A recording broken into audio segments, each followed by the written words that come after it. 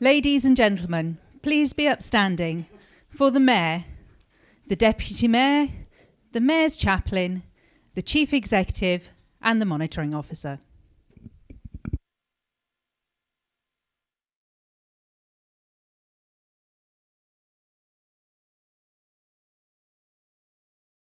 Everybody, I'm very happy to see you. Thank you. And I'll hand you over now to my chaplain, Reverend Michael Lees.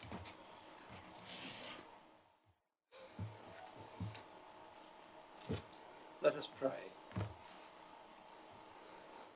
Heavenly Father, as we come to you now, we thank you for the privilege that we have to serve in our community and borough, of which we take pride and pleasure.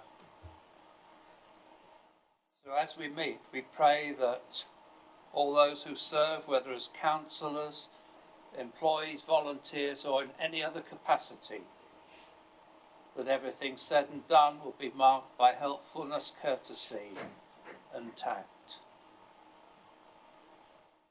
And as we come, we give you thanks for those who have served in the past. Especially today we think of Councillor Cooper, who has passed away. We thank you for his service and pray for his family, that they may know peace. And so we ask that you will help us all to seek the unity and welfare and give us the wisdom to know and the strength to do that which is right. Amen. Right. At what point do I give my information, what I've been doing? I haven't said down. Okay, so now, and you can start with declarations of interest. Okay. Everyone like to sit down?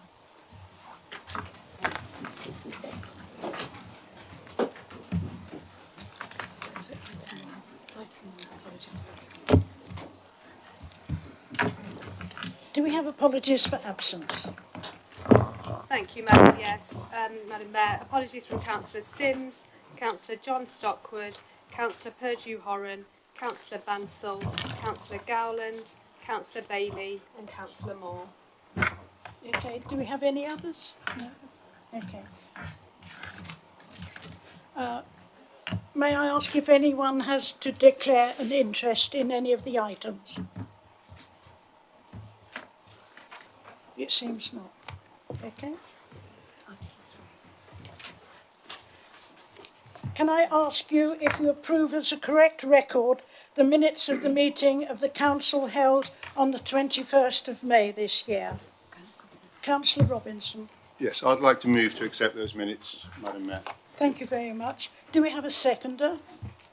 I would like to second the minutes. Thank you very much. Would you raise your hands if you are in favour?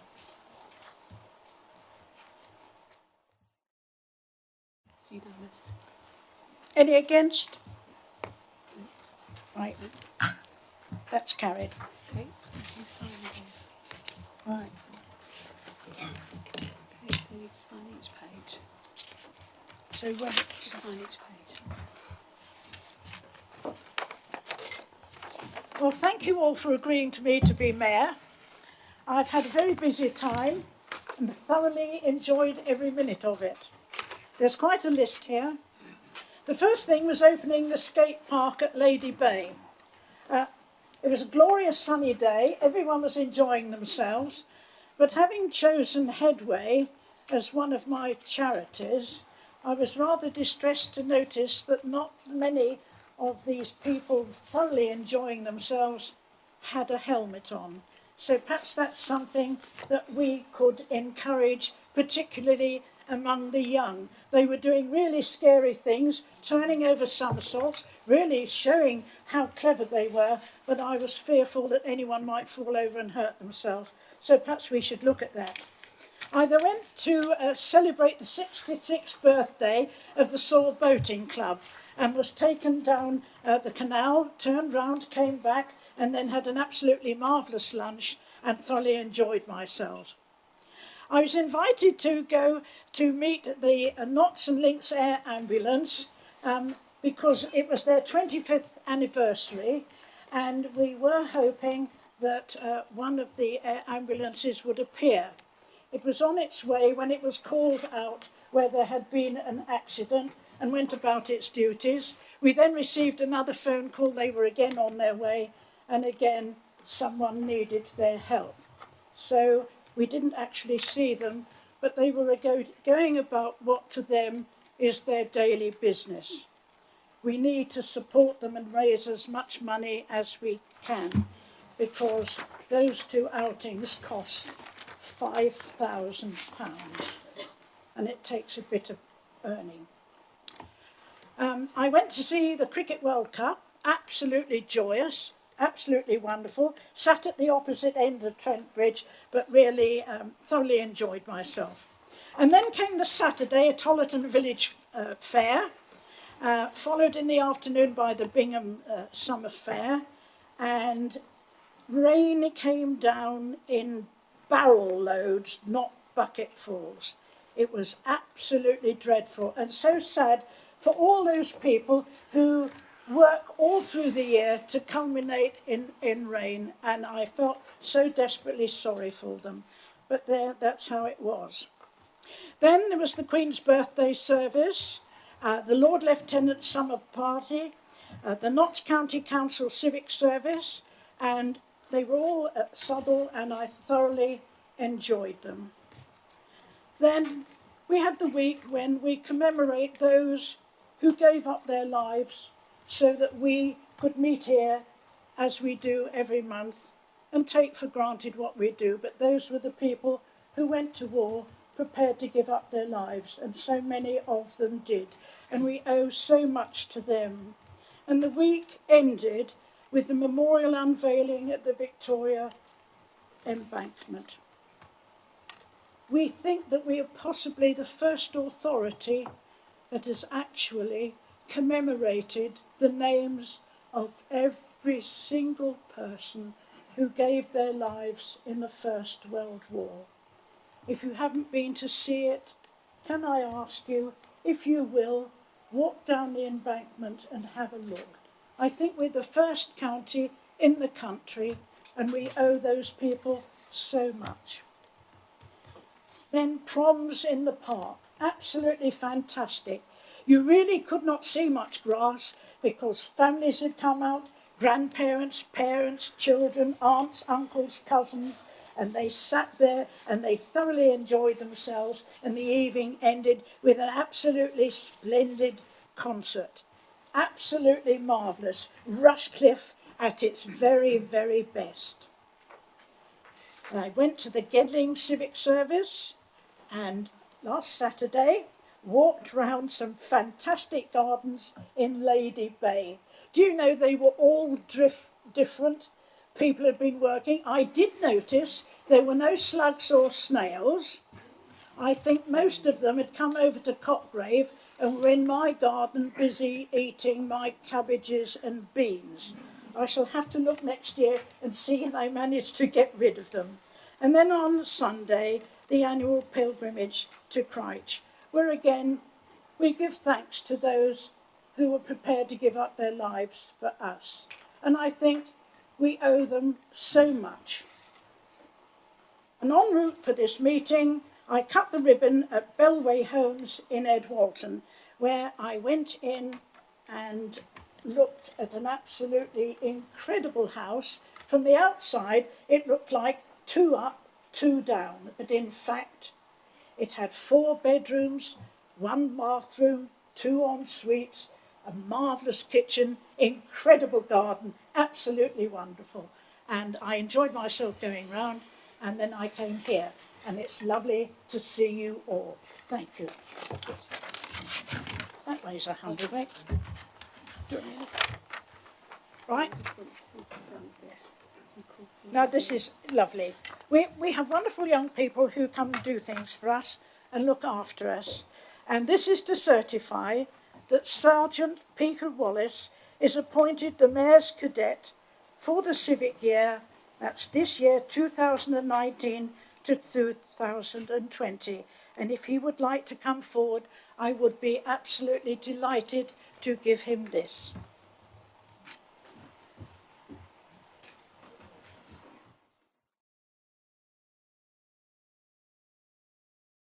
This is an absolute joy. Thank you so much. I'm really proud to give it to you. Do take care of it. Thank you very much. Well,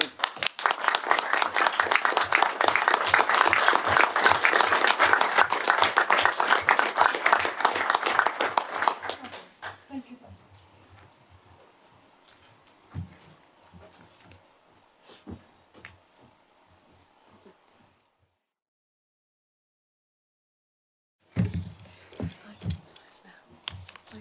Right. We get to item 5. May I ask you if you have any announcements to make? thank you, Madam Mayor. First of all, ladies and gentlemen, I'd just like to welcome Kath Marriott, who actually is now the Chief Executive. It was first week last week. So a very warm welcome, and obviously it's absolutely fantastic to see the succession and see Kath now in position as Chief Executive of this authority. And as many of you heard as well, Leanne Ashmore has also been promoted, again from the team, who's replacing Kath in the team. Unfortunately she's not here tonight, but a very warm welcome also to Leanne as well. Just leading on to that, Kath's actual first day was actually spent on the seafront at Bournemouth. Now, I hasten to add why Kath was on the seafront, because actually it was the LGA conference, and Kath and I attended a meeting with all of the districts that evening with a dinner. And it's quite relevant that that conference was discussing obviously an awful lot about local authorities and government policy going forward. There's one particular thing I'd just like to bring to this council, because it did actually pass a motion, a very important motion that was debated. And I'll just read you this. It calls upon the Majesty Government to explore supporting domestic implementation of sustainable development goals through funded partnership roles within each local authority area. Now this is a very big motion, this was, because effectively this now goes to the government with this motion backed by all local authorities, including ourselves, where it is calling now for the government now to come back with us with a whole list of actions through the LGA. The LGA have now contacted me since then, and they have now got engagement where there will be a series of actions actually coming down. And the real aim of this is to share best practice rather than just be insular councils across the country doing their own thing. It's the LGA basically bringing together under the auspices of the government. So that was a very important motion that was actually passed last week, and I was delighted because there were a lot of environmental groups there, and we were talking about electric car charging points. As many of you have seen there, we've got 4 now into the car park out there, and we've now got meetings and roll out some further car charging points. Talking about the tree scheme, for those who don't know, we had over 1,000 applications within 4 days for the free tree scheme as well. And there's also a say that trees are absolutely fundamental to any environmental policy, and we're actually leading the way across many, many councils on that score. Madam Mayor, I'd also just like to place on record and recognise the success of one of our schools. We're very proud of our schools in Rushcliffe, and there's a certain primary school, St Edmund Campion, who actually won the European Cup, under-8 to under-16. Now, it's a real success because actually the final was played at the New Camp Stadium. So that's a tremendous success, and I'm actually writing to them because they actually went all over Europe, that. So we're very proud of that school to achieve that. I'll just pick up on the Madam Mayor about the proms in the park, because I had the privilege to attend with the Mayor, and we had a very nice time with our flags, didn't we? Oh, we did. We did. Over 7,500 people attended that event, and I think the Mayor summed it up very well, is that really epitomises what Rushcliffe is all about. And I really hope that many councillors here will come to the Young Market and the Taste of Rushcliffe on Central Avenue this weekend. I've heard the forecast is good, because again, a very unique event that really shows not just Rushcliffe its very best, but the young people at Rushcliffe, and that young project, again, that we're very, very proud of in terms of going forward. Lastly, Madam Mayor, it'd be remiss of me to mention, as many of you know, Rushcliffe was up for the Council of the Year. So this is the ultimate prize across all the countries. Unfortunately, we didn't actually make it. We were actually the runner-up. And most importantly, we were actually the top district and borough council in the whole of the country. Through the voting panel that actually placed us there. So we're absolutely delighted to achieve that. And obviously, it's not to be complacent, But that sort of recognition on the back of being the Entrepreneurial Council last year, Commercial Council, and now to be up there with Council of the Year on the districts and the borough is a real success and a real testament to our officers and members and many of the wonderful staff at Rushcliffe. Thank you very much, Madam Mayor. Thank you very much. Do you have any?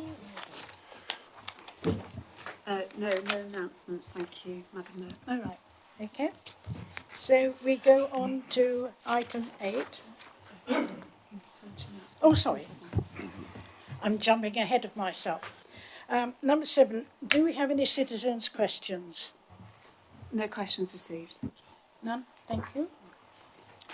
Right, now we come to the approval of the scrutiny annual reports from 2018 to this year. Councillor Robinson. Yes, thank you, Madam Mayor. I'll just be very briefly that the chairman of the scrutiny committees from last year will actually be speaking in the order, and then I'll move the motion after they've spoken. So I'd just like now to introduce the chairman. Do we have a seconder? No, it's right, we're doing it after the Okay. presentations. Right. So who shall we Okay. have first? Councillor Cumberland. Thank you, Madam Mayor. I'm pleased to present this report on behalf of the Community Development Group for the 2018-19 year. I've been honoured to serve as chairman of this group during the past term of office of the Council and found topics scrutinised, stimulating and challenging. The report outlines the breadth of our work, but I will elaborate on just a few of the highlights. During the past year, we've reviewed again our policy of greening Rushcliffe, planting more trees across the borough, something very close to my heart, as trees will be one way we can help combat climate change. The proposal is to plant 10 trees per parish for the 3 years of the project. The offer of residents 2 free trees, which saw an uptake of 1,000 in the first 4 days of the launch, as the leader has already mentioned. We now look forward to seeing many more trees across the borough to benefit future generations. Broadband is a returning chestnut and has yet to bear full fruit. We continue to put pressure on the County Council and push for greater connectivity in the rural areas under Contract 3. Rural broadband continues to be something of a Cinderella service, so continuing scrutiny is challenging and vital and very important to our economy and social life. The draft home strategy should see serviceable accommodation brought back into occupancy, helping in some way with housing shortages. The annual Forces Covenant, recognising the value personnel, both regular and veterans, and their military families contribute to the Rushcliffe community and economy and our great nation, is an enduring covenant demonstrating the gratitude of the council, businesses and people of Rushcliffe. After the group's scrutiny in previous years of the sale of the Rushcliffe Art Collection and disposal of the monies, I cannot let this opportunity pass to say that I see, at long last, there is a permanent practical artwork in the form of an engraved wood and steel bench, acknowledging the history of Rushcliffe and the parishes that make up the borough, paying tribute to those who lost their lives fighting for our freedoms, and endorsing our motto of great place, great lifestyle, great sport. It is installed outside the in-arena entrance, and I note how well it is being used in these sunny days. I thank the committee members for their help and enthusiasm throughout the year, and the officers for their time and dedication. Thank you, Madam Mayor. Thank you very much. Councillor Pearce. Thank you, Madam Mayor. I would like to present the report detailed in the report for members this evening for 2018-2019. Over the past year, corporate governance scrutinised quite a number of topics which are detailed on pages 7 and 8 of this evening's report. I'm not going to go into rehashing everything that's in there, so I'm sure members have read it. But in particular, corporate governance is interested in finance and risk, and that's what we scrutinised. I'd like to thank members for the zealous way in which they scrutinised these subject areas. And I'd also like to thank the officers for the response and fair representation to our questions and sometimes awkward moments that they responded to, and indeed on some of the actions that they gave. So, Madam Mayor, with that, that's the report. Thank you.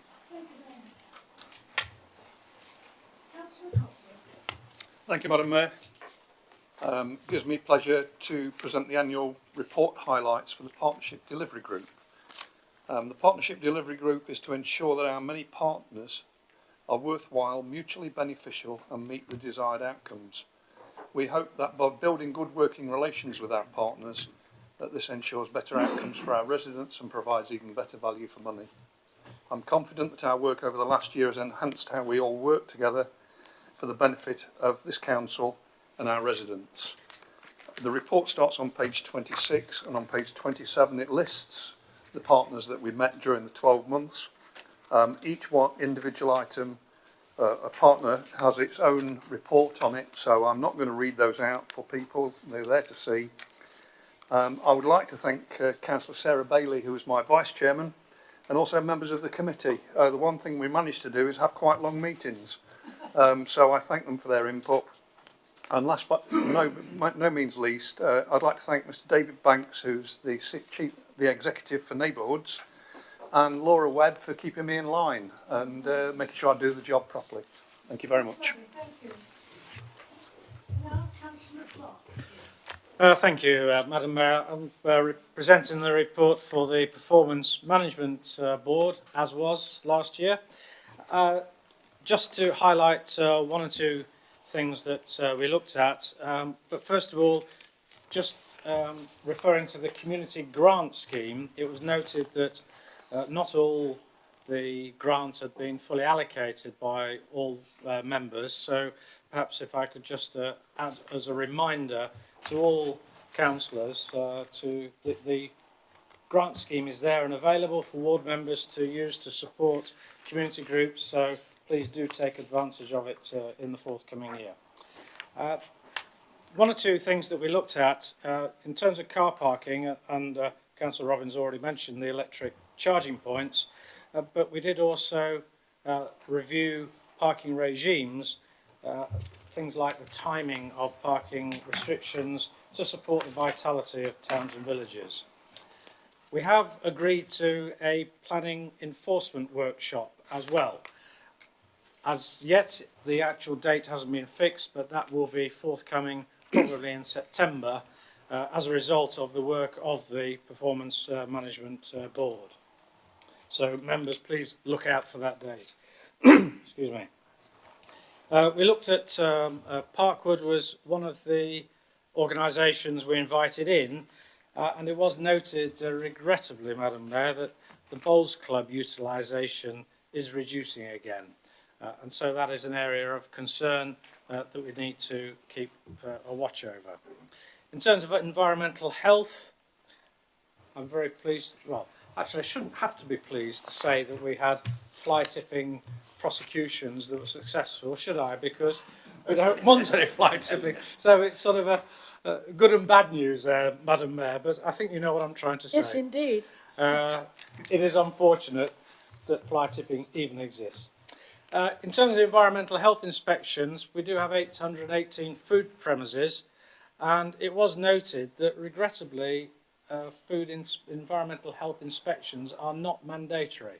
So we have called and added to the call to make those health inspections mandatory because we all want to stay healthy, don't we? There were no call-ins, Madam Mayor, which is good news, and so I'll just finish by thanking my chairman, vice chairman, former councillor John Thurman, and the rest of the board. Unfortunately, not all of them are here this year, but I would like to retrospectively thank them all very much for a lot of incisive and a lot of questioning that took place on a very comprehensive agenda. Thank you, Madam Mayor. Thank you for that. Councillor Robinson?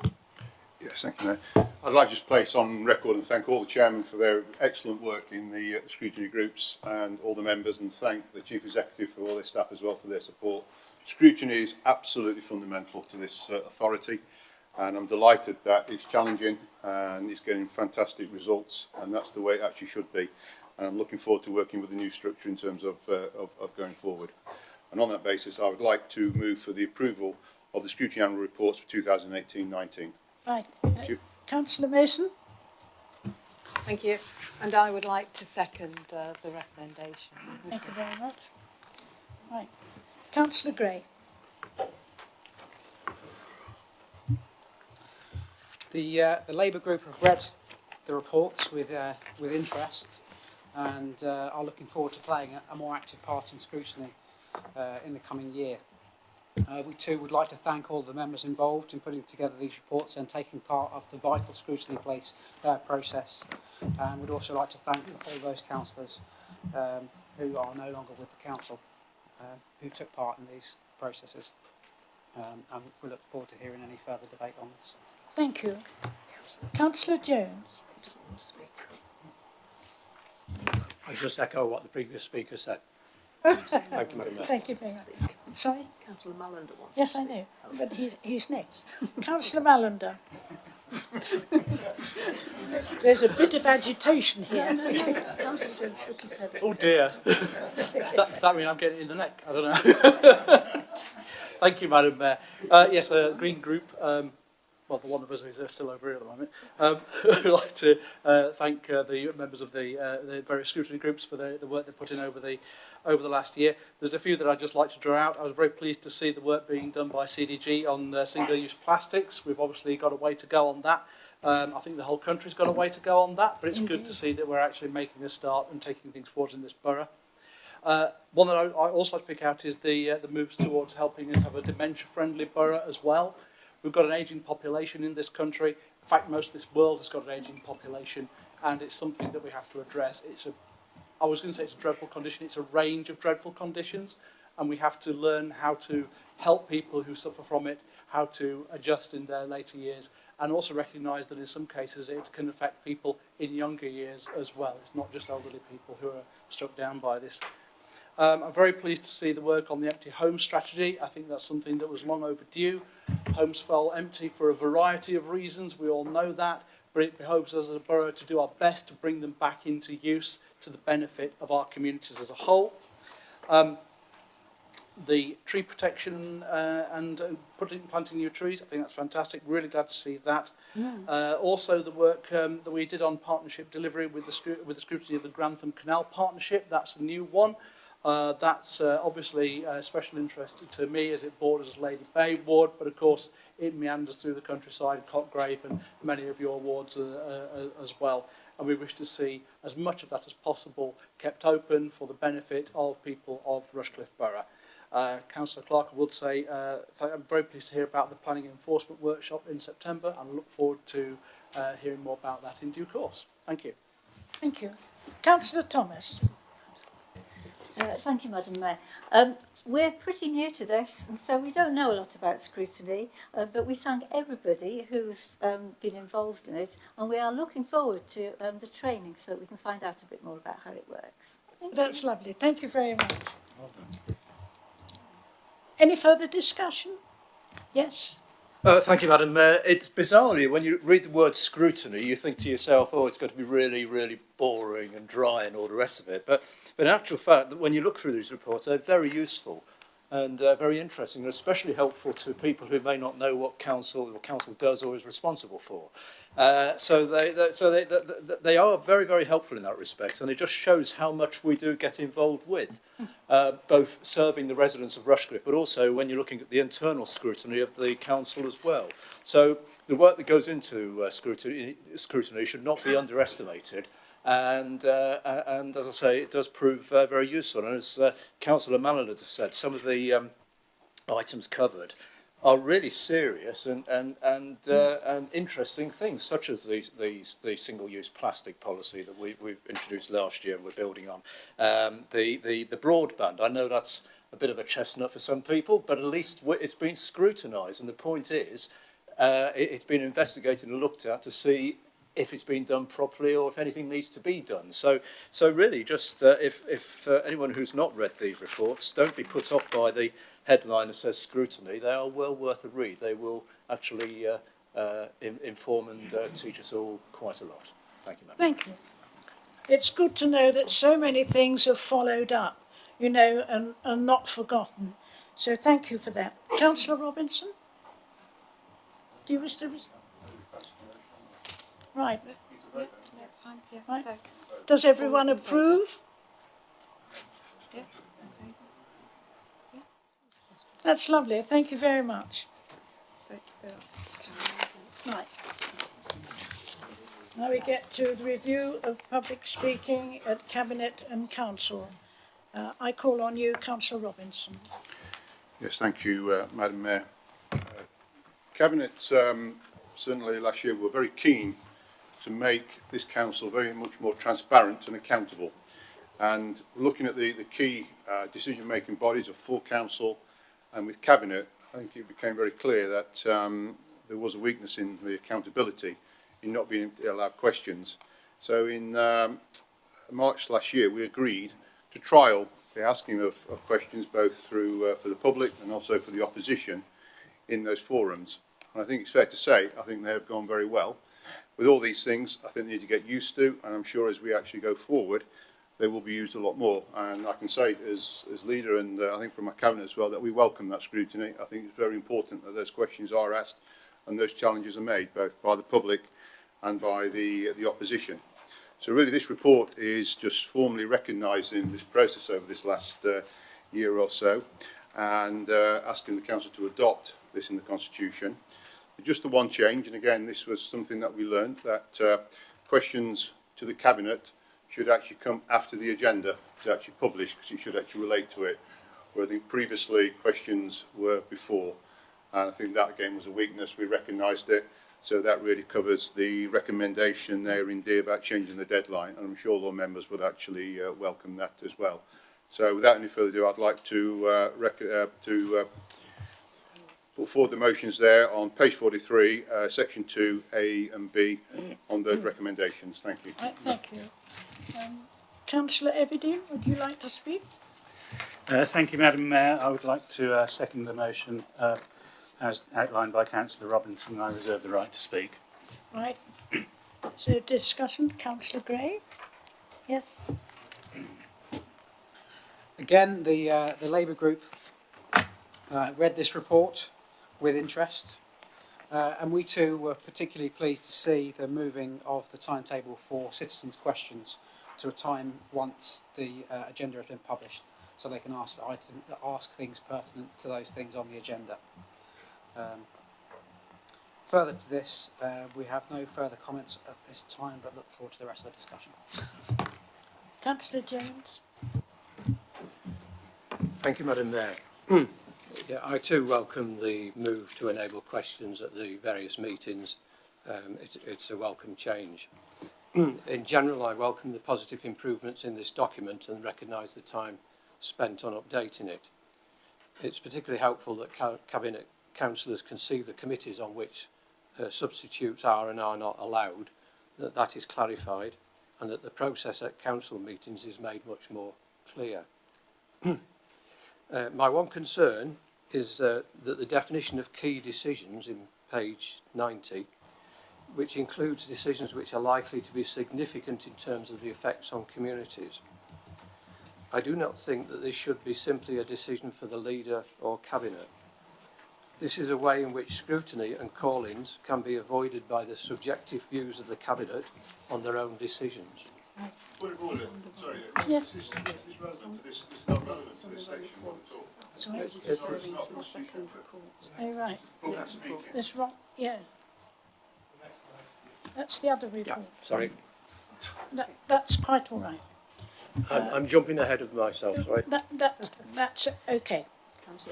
Councillor Thomas. Thank you, Madam Mayor. I do feel I can say a bit about this, since I've been responsible for almost half the questions that the council has received so far. So I think I can say a bit about how it feels like from the other side, really. It's quite daunting as a citizen to actually come and ask a question, I have to say. But it is very important. It feels very important that you're allowed to do so. So I'm very glad to see that this is being adopted, ongoing. The other thing I'd just like to say is that whenever I've done it, the officers and the chairs, Councillor Butler for planning in particular, have been very helpful in the process, and it does need that guidance and help to people that are doing this, because it is a very difficult thing to do. Thank you. I think we all find whenever we're not sure about something, we seek help from the officers, and they are always only too happy to give up their time to assist us. And it's very difficult taking on new things at once, and sometimes it's so easy to make mistakes, but they're always there for us. Any further discussion from anyone? Right, Councillor Robinson. Yes, thank you. Thank you, Madam Mayor. I'm delighted that I think the Council welcomes it. I think it is a really big step forward. I think Councillor Thomas is absolutely right. I think we do need to appreciate sometimes coming in front of councils is actually quite daunting at times, and as much help can be given in that, I think would be most welcome. Thank you. Right.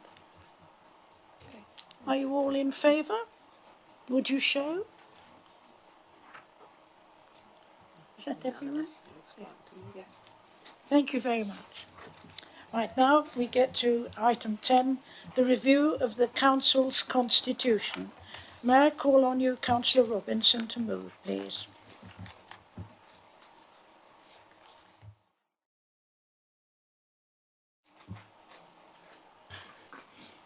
Yes, thank you, Madam Mayor. This paper is split into three, really. I'll just take the recommendations as they're actually set out there on page 57, section 2. The first one there is about revisions to the Constitution in view of the new scrutiny. Now, as members are aware that in September 2018, I invited a review of scrutiny, an independent review, to actually look at how we could adopt best practice and challenge actually the way we did things. And that involved consultation with everyone from members of the public, officers, and obviously members of this council as well. So I'm delighted that I think it's worked very well. It came back with the recommendations. We now have the new format of the scrutiny groups. So really this recommendation is about really just adopting into our constitution those new groups that we're actually going forward. In terms of the second recommendation there, this covers a report that was issued by the Committee for Standards for Public Life. Now, this is about the ethics in local government, basically, who I think we're all familiar with. And the terms of reference are actually on page 59, 4.7, and you'll see that there. So this was an independent report that was done right across the country. And really, it's about producing the best practices across councils in terms of their practices and how they, in terms of codes of conduct, etc. The actual recommendations there, Madam Mayor, are actually set out in 4.8, and I won't go through them all, but if you have a look at one, for example, one political group set clear expectations of behaviour by their members and code of conduct training to be mandatory. I think we'd all welcome those steps in terms of going forward. What I do stress, though, ladies and gentlemen, that a lot of these will require legislation. There is something beginning with B going through Parliament at the moment, or very soon. I can't quite remember what it is. But it's actually tying up a lot of parliamentary time, so it could actually be a few years before this actually goes through. Now, what I do stress that this actually has been through standards, and they actually are recommending that we actually adopt. There's been 2 meetings this year, I think, hasn't there, to adopt these recommendations. And I think if you read them through, they make a lot of sense. But I do stress there may actually be a delay in the legislation actually going through Parliament with everything to do with Brexit. The third recommendation there is really just in terms of the Constitution document you've got. It is a little bit in draft mode, so we are actually delegating authority to the monitoring officer to update that and make those changes that are required in there that will go on. But what I do say to members, this will actually go to the Standards Committee at regular intervals. So that's where the scrutiny really comes in, and to make sure any outcomes out of that need to would actually come to this full council. Thank you. Thank you. We have a seconder? Yes. Thank you. I would like to second the recommendation and reserve the right to speak. Yes, thank you. Councillor Gray? From my previous responses, you may be surprised to learn the Labour group has read the report with interest. We were particularly pleased and welcomed the changes to the scrutiny groups, which brings proportionality into the leadership of scrutiny groups. Further to this, we're looking forward to hearing the rest of the debate on this matter. Councillor Jones. I'm sorry about my earlier mistake, swapping between Not the at computer all, and not paper. at all. It's not my forte. I think I'd sooner have paper overall. I support the document. I hear the leader's comments on the reasons for it, and I welcome the improvements in the clarity of responsibilities. And I recognise the improvements in the document and the time spent on updating it. As I said before, it is helpful for councillors that those committees on which substitutes are and are not allowed is clarified. The process at council meetings is made much more clear. My one concern is that the definition of key decisions includes decisions which are likely to be significant in terms of its effect on communities as well as financial matters. I do not think there should be a decision by the leader or cabinet alone. This is a way in which scrutiny and call-ins can be avoided by the subjective views of the cabinet on their own decisions as to what is significant to the community and what isn't. Decisions which have import for the community are not always listed as key decisions, and this is not good enough. There are a few words which I would ask to be changed and that we agree that officers can make. Sorry, is this not? Sorry, I don't think this is not a point where we're actually updating the Constitution on a detailed basis with it. So it's on the three recommendations, Madam Mayor, not on the Constitution itself. Otherwise, we have a separate debate. Is that correct? Yeah, that's correct. So it's not a detailed debate on that. Well, in that case, I can't support the recommendation because there's some points of correction in them. That's fine. That's your prerogative. But this isn't a debate on the Constitution per se. This is about the recommendations that are set out there. Right. That's correct. I'm sorry, but one of the points I was going to make is that in certain places, it swaps between chair and chairman, and in other places, it says the leader of the scrutiny group shall be the Conservative person, and as a constitution, it should be the leader of the majority. So there are important points that I think are relevant.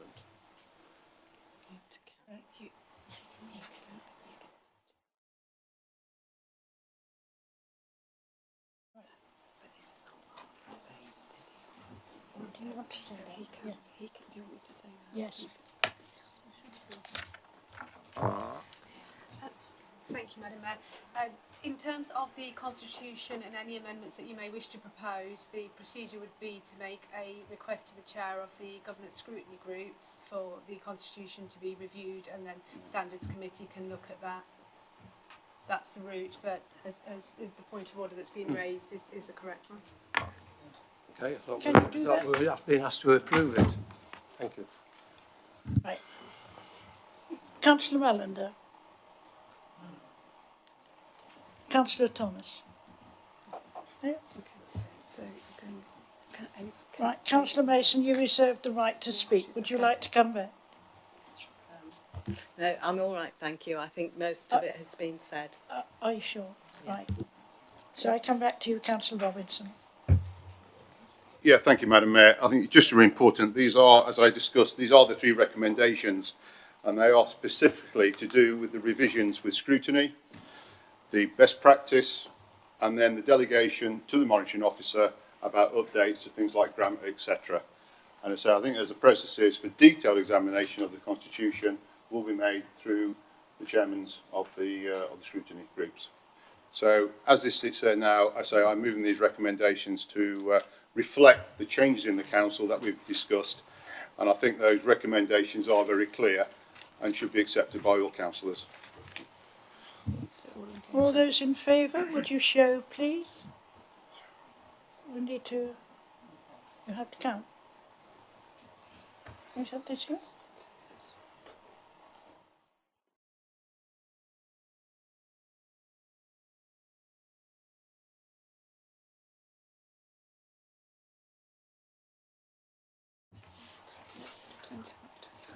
How many? 25. 25. Anyone against? And those against? No. There's abstaining then. That's 3, 8.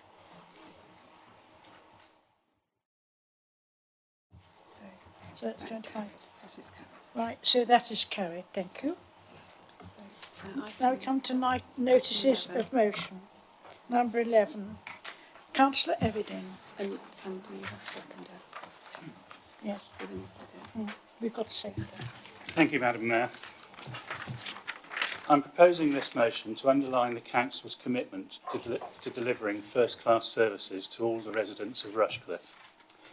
As a borough, we have an exemplary track record of delivering on projects for the benefit of our communities. You only have to look at this building to see a prime example of all the attributes this council holds key to its core of creating a great place to live. So I'm proposing that Rushcliffe Borough Council is proud of its record in delivering high-quality services to its residents in conjunction with prudent financial management to deliver those services with value for money and efficient use of all its resources. As a responsible council, it's important to regularly review all of our assets in order to ensure that they deliver value for money, meet the ever-changing requirements of our communities, and optimise the best use of the asset. This council agrees that regular review of its property portfolio is necessary and responsible for the benefit of Rushcliffe residents. This council also agrees that all members should support these review processes and do their utmost to uphold the reputation of the council for delivering good services to its residents. I think, Madam Mayor, that the proposal is self-explanatory, and that is as much as I propose to say at this stage. Okay, thank you. Can I call upon Councillor Jonathan Wheeler, please? Thank you, Madam Mayor. I fully support this motion tonight, as I believe we shouldn't be afraid to let our residents know we understand our responsibility as guardians of their money and their expectation that we deliver services and manage the public finances. By regularly reviewing and scrutinising our property portfolio, we can ensure that assets are delivering the priorities listed in the motion and reassure the public we don't take our responsibility lightly. Thank you. Thank you. Councillor Gray.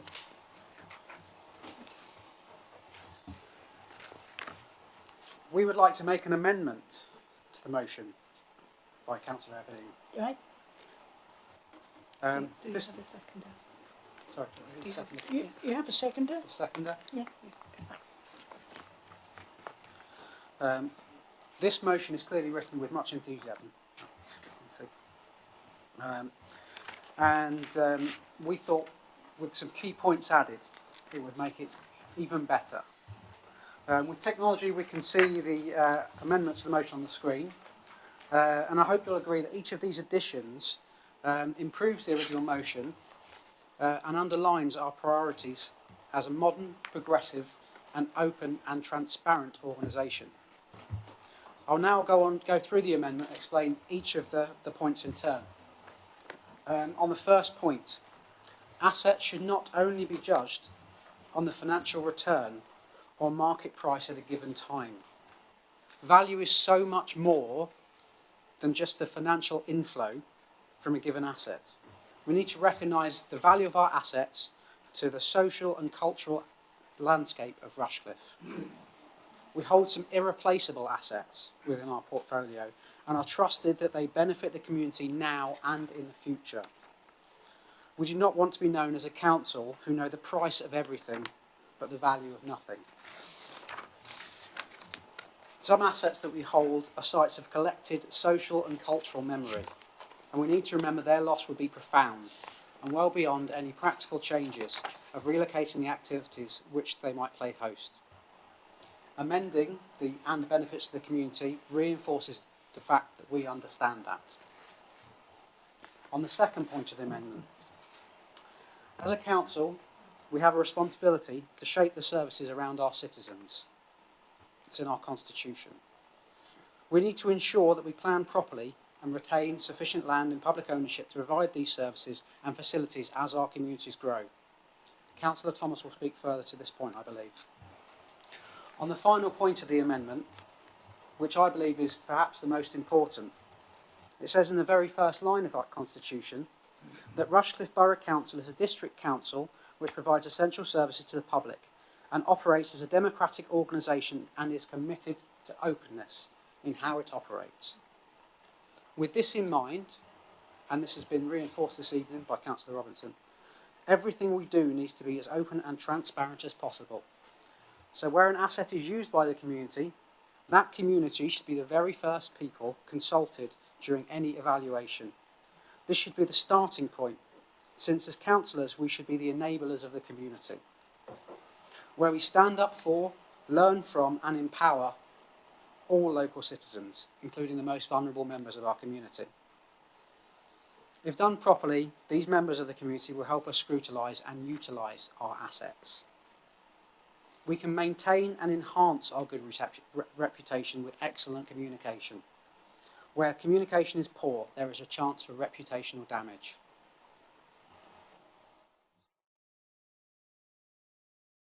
Now I have an imaginary example, which I think could be too pointed, and I'll leave that out. But I'd like to say, if we vote to pass this amended motion, it takes into account the nature of the wider benefits of our assets, the scope of planning and our commitment to the highest standards of openness and transparency in communication with our citizens. Thank you very much. Is that it? Thank you. That's it. Councillor Thomas. I'd like to second the motion and reserve the right to speak later in the debate. I'd also like to ask for a recorded vote on the amendment, please. Certainly.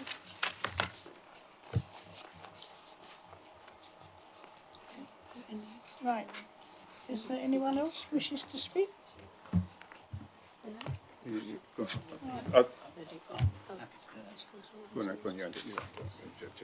Councillor Everdeen. Madam Mayor, the Conservative Group does not accept the amendment as proposed. We believe that our motion in its original format was sufficient, and we don't believe these amendments actually improve the motion in any way. Right, well, we are required then to... Councillor Gray, Councillor Thomas. Would Councillor Thomas reserve the right to speak? Yes, so actually we go back to Councillor Gray. No, Councillor Jones. Oh, I'm so sorry. Councillor Jones. Can I speak after Councillor Jones? Yes, Councillor Jones. Thank you, Madam Mayor. I'd fully support those improvements to the original motion. I think they add balance. They follow the Constitution in terms of the rules of conduct for councillors. The motion, the original motion, in some ways seeks to tie councillors to represent the financial decisions of the council, whereas this includes a lot of balance. I think it needs to be said that there are many residents in West Bridgeford in particular who feel that the council has sold considerable amounts of its silver, and I can list them, but that may not be the most important. From the railway line sell-off to property, through to the park keeper's house, the depot line land is being sold for development. The council gains 20 million from the land sale on Sharp Hill. It has gained quite considerable capital from assets which then no longer exist. The land goes. And there is quite a lot of feeling about that, particularly in West Bridgeford. That's a separate point, but it's an important point, which was where people view the remaining two community halls and their and the parks in West Bridgeford and the playing fields in West Bridgeford as assets which are of significant importance given the rest of the changes that have happened over the years. And so I think for those reasons, but also for the wider reasons of the council, it seems to me to reflect the Constitution much better. Thank you, Chair. So, right, Councillor Robinson. Yeah, thank you, Madam Mayor. We can't support this this amendment because it doesn't actually improve the motion at all. And the reason being is you talk about community and it's not monetary. Two out of the 3 points there have nothing to do with money. Optimise the best use of an asset is absolutely nothing to do with money at all. Meet the ever-changing requirements of our communities. That's where we talk to our communities and we get all the requirements to look at their assets. Yes, deliver value for money. I don't apologise for that because yes, it's about it. But you also failed to mention the examples which is covered under this motion. So this example of Bridgeford Hall, what we did with that. Did we sell Bridgeford Hall? Did we get rid of it? No, we went out to consultation, listened to the community, and we have absolutely delivered an absolute first-class facility for West Bridgeford that we all should be very proud of. We look at Cotgrave, what we've actually done in Cotgrave, because you seem very West Bridgeford-centric. Life actually exists outside of Bridgeford, by the way. And Cotgrave, what a fantastic achievement there. We've been out in the community. Yes, it's taken 10 years. We were working hard there, and all three of those, we looked at value for money, because that's £10 million of public money that we put into that. Requirements of our communities, it all changed. Health, police, library, best use of the assets. We have a community hub where several people now use that, saving money as well.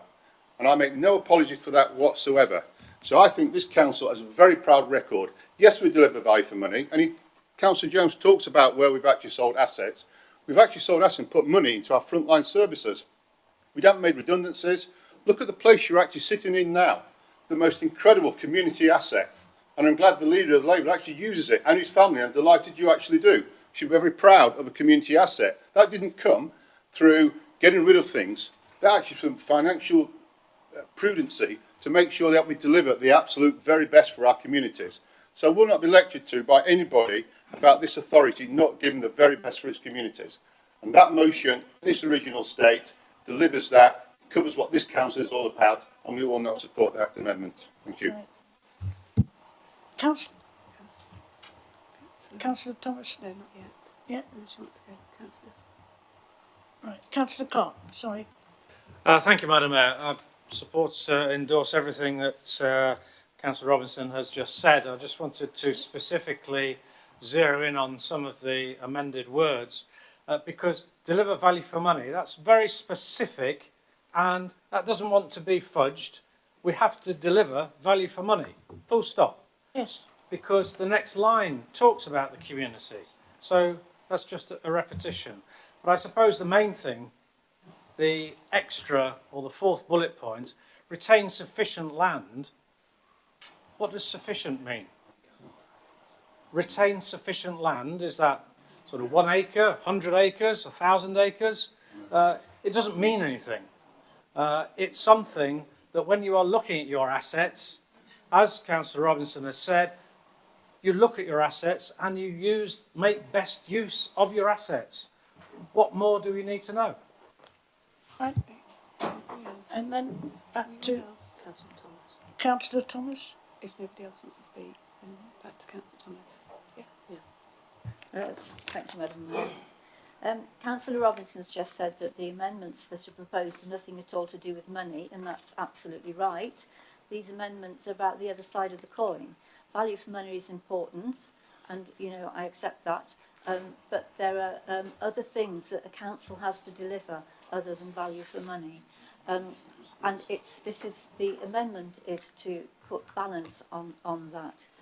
Publicly owned spaces at the heart of our communities are rare, and they're valuable in that they enable the council to provide services and facilities for residents in the future. If we sell off our land, the public sector is unlikely ever to be able to acquire land in the right location and at an affordable price for public facilities such as community halls, health centres, schools, parks, playgrounds, allotments and so on. Having been a councillor for only a couple of months, I've already seen 2 proposals of projects involving disposal of such assets.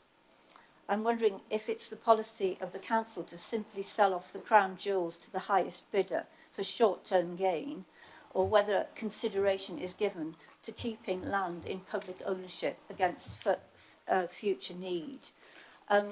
Councillor Clark comes to what is sufficient land in public ownership. I think the issue here is that every asset that is considered, every property asset that is considered, the land, the location of the land and its possible future uses for the benefit of the community should be considered and weighed in the balance against the actual money that you would get for selling it, or we would get for selling it. And that's what this amendment is about. Thank you. Yes. Councillor Cumberland. Thank you, Madam Mayor. I just want to respond to what has just been said, the first part of which was addressing and considering future communities. Surely, bullet point 2 says, meet the ever-changing requirements of our communities. Thank you, Madam Mayor. Right, thank you. Councillor Butler. Thank you, Madam Mayor. Well, talking about value for money, we don't just sell land or assets. We actually buy and invest in land and assets. We've just been talking about, and I'm being parochial slightly, but we've just been talking about the Copgrave investment. But much of that has happened as a result of this borough council spending over £1 million on buying what was a private shopping area, shopping centre, which is now pretty fantastic. So let's not get into our heads that this council is just selling off or flogging off assets. It's not. It's investing in Rushcliffe, and it has done. It's got a long history of doing so. Now, I can understand why you're thinking to a certain extent, and you're adding those extra words, but they're really not necessary because the way the council works, the way the constitution works at the moment, does a pretty good job already. We just heard a few months ago that we came second in the Council of the Year competition and section, all the rest of it. Last year we won an award, I think, didn't we, for the business, the entrepreneur, I can't say entrepreneur, of the year. So there's a danger that by adding little bits in there, partly for the sake of it, you could have unintended consequences, and it actually might send the council in the wrong direction. And finally, as has already pointed out, the fourth bullet point there, the retain sufficient land in public ownership. That's a little bit like a council speak for how long is a piece of string, because how are you going to work it out? How are you going to measure what sufficient is? So I can see the way you're thinking, but it's unnecessary. You don't need to do it. Thank you, Madam Mayor. Right, thank you. Councillor Gaunt. Yeah, I know we're... I have to stand there, sorry. I know we seem obsessed with the first 3 bullet points, or whatever you talked about, the first 4 bullet points, but what I think the community would be most alarmed about by a rejection of this amendment by the Conservative group is that you're refusing to accept the need for the words transparent and involving consultation with the community. And I'm not saying you don't do that, but if that is being rejected by you now publicly on a recorded vote, I'd be quite just let you know that the public will probably find that quite alarming that is being taken out of a very good amendment. Thank you. Councillor Beesham.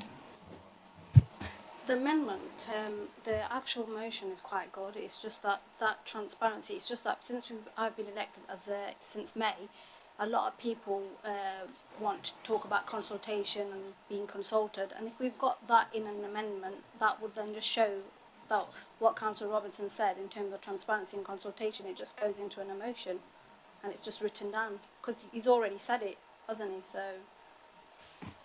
Right, thank you for that. Now, so if anybody else wants to speak, then you're back to Councillor Edivine. Yes. I'd like to thank all the councillors who have been involved in this fantastic debate. As new councillors, one of the reasons we came here, and I'm sure one of the reasons that you continue to come here, is to get the blood flowing in discussions like this. I think some of the points that were raised in the rejection of, well, in the call to reject this amendment, is that we're repeating ourselves. But if something's worth saying once, it's definitely worth saying twice. And also, the piece that wasn't pulled up on, as Councillor Gaunt has just pointed out, is that these reviews should be transparent and involve consultation with the community. That's something we really need to hammer in on. And I think moving this motion without such a statement concentrates far too much on the financial value and not on the societal value of this process. Okay, right. I'm sorry, Councillor Everdeen. Now we come to you. Okay, just to respond to some of the points that have been raised in this debate, Madam Mayor. The price of everything and the value of nothing. It's a nonsense statement. We have bought land. This council has a record of buying land. We are not selling off our assets. We've invested in our assets. And when you go to public consultation, these assets include commercial assets. Are you proposing that we should have gone to public consultation when we decided we would buy the land in Cotgrave to actually, from a private owner, and to turn it into what Cotgrave is today? And incidentally, you know, that land in Cotgrave was described by someone in the Labour Party as a lick of paint. And I just find it amazing. But we do have commercial assets. It's not all about community assets. It's about our commercial assets as well. And that's why we cannot put in that such reviews should be transparent and involve consultation. Because if it's a commercial asset, we have a warehouse in Castle Donington. We have a commercial strategy of investing in assets. It's what makes this council work. It's what helps us to keep our council tax down. And we simply could not put that into an amendment and allow it to stand. And I rest my case. Right, thank you, Councillor Everdeen. Now, before I ask you to vote, I would ask the monitoring officer to explain how the recorded vote works for the benefit of those who are not quite sure. Thank you, Madam Mayor. I'm conscious that several of you are new to the process, so I thought it would be worthwhile to just run through how that works. I shall read every councillor's name out in turn and ask you to just indicate whether you're for, against, or whether you're abstaining. And this is in regard to the amended motion. Is everyone happy with that? Right, thank you. If you'd like to start.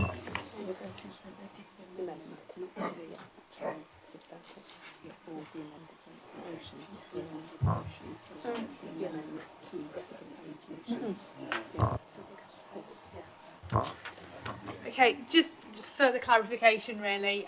This vote is just in terms of the amendment to the proposed motion.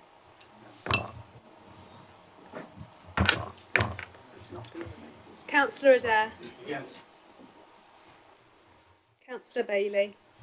Gold Councillor Beardsall. Against. Councillor Begum.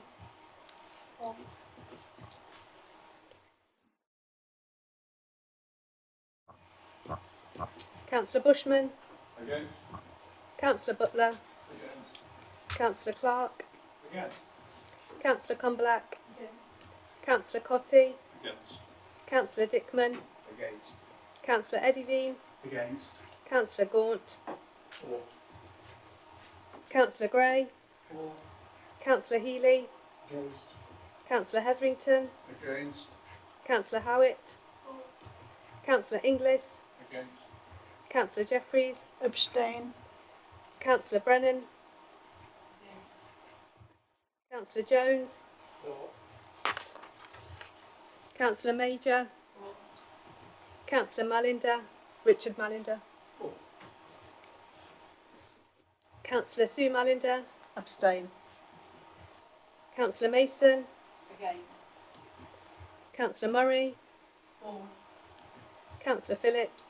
Against. Councillor Robinson. Against. Councillor Shaw. Councillor Maureen Stockwood. Against. Councillor Thomas.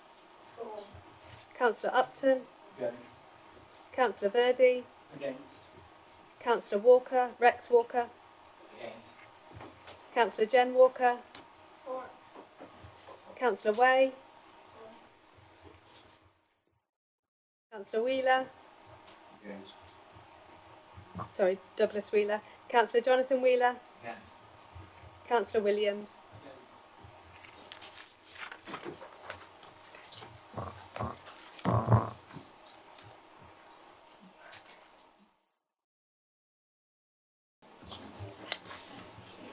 Right, thank you all for your patience. I have here the result of the recorded votes. 12 voted for the amendment, 23 voted against the amendment, and there were 2 abstentions. Are there any further comments on the original motion? Councillor Everdeen or anyone? think we've probably forgotten what it was all about.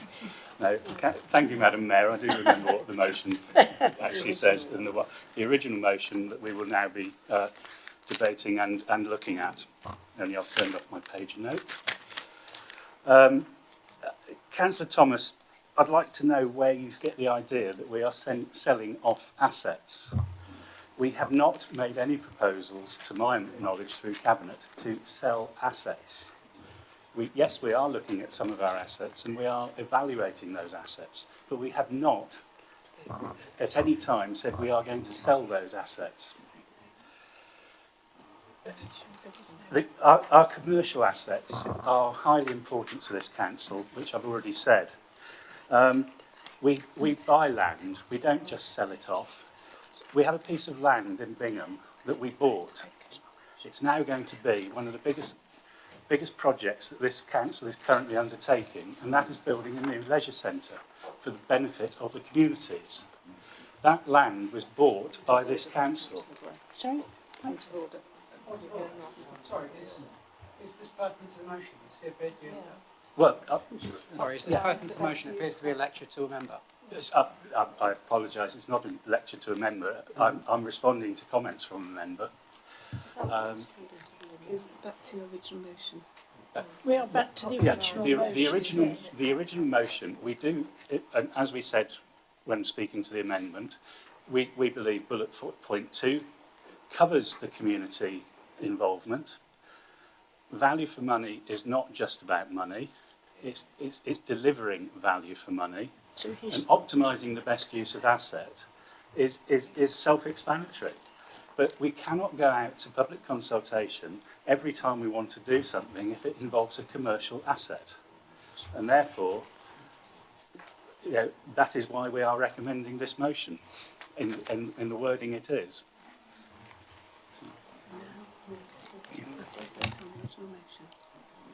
Right. So we now come to a vote on the original motion. Yes?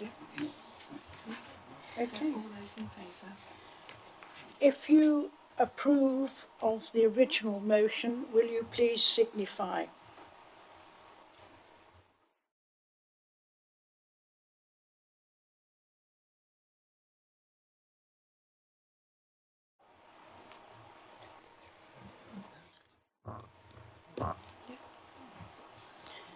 Okay, you finished counting? If you are against the original motion, will you please signify?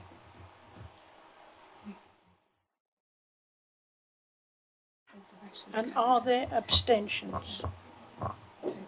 Two. Okay. So the motion has been carried. Thank you. Right. A motion is to be put to the council by Councillor Jones. Would you like to speak, Councillor Jones? Thank you, Madam Mayor. Most of the massive number of new homes already in recent years approved are unfit for the future, for a carbon neutral future. More are yet to be approved. The key issue is what standards will be applied and how soon. This motion calls for a report to this council on what can be done locally and on the government to act more speedily on the climate emergency. Rushcliffe should be a great place with a great future, and its new builds should be better future-proofed. New builds may be better insulated and some with car charging points, as we know from the Planning Committee, but a serious move to energy microgeneration is mostly lacking at present. New dwellings should be carbon neutral. They should produce some energy either by heat exchange units or common piped heating systems or by solar panel. There is no time to lose. To leave it to retrospectively fit existing buildings with some form of microgeneration is both unlikely and most expensive. Government reports refer to it costing between 35 and 65 billion pounds to future-proof existing properties. So my first call is for this council and its officers to push the envelope and do what it can to encourage, to chivvy and in fact to require developers to construct better eco-friendly new builds with microgeneration. I ask that officers examine and report to the next council meeting what can be achieved within the existing core strategy and MPPF, and indeed if policy changes within our power would assist in this endeavour. Can greater weight be given to core strategy policy 2 on climate change, where the paragraph 5 says the extension of existing or development of new decentralised renewable and low carbon energy schemes appropriate for Rushcliffe will be promoted and encouraged, including biomass, combined heat and power, wind, solar and micro-generation systems. Can greater weight be given to the MPPF core planning principles paragraph 17, where the 6th bullet point is support the transition to a low carbon future in a changing climate, and it goes on and encourage the use of renewable resources including renewable energy. My second call is that this council asks the government to be more adventurous. As far as I can see, the government is waking up slowly. Last year it produced a green growth strategy and a future framework for heating buildings on the results of a consultation. In July this year, a few weeks ago, it published a green finance strategy. All very fine words, but much of the action is kicked into the long grass.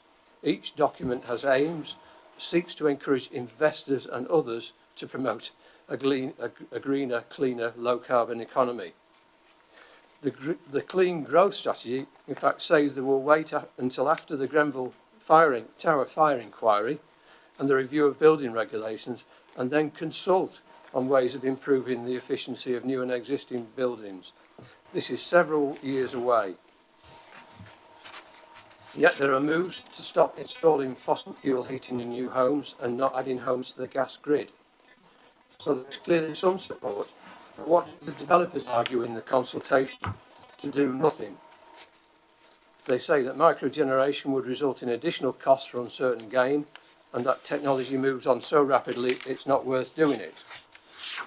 The Green Finance Strategy has the goal to say, building on the UK's reputation for building regulation in financial services and thought leadership in climate policy, yes, thought leadership, the government recognises the importance of fostering a policy and regulatory environment that stimulates innovation and encourages investment in the real economy.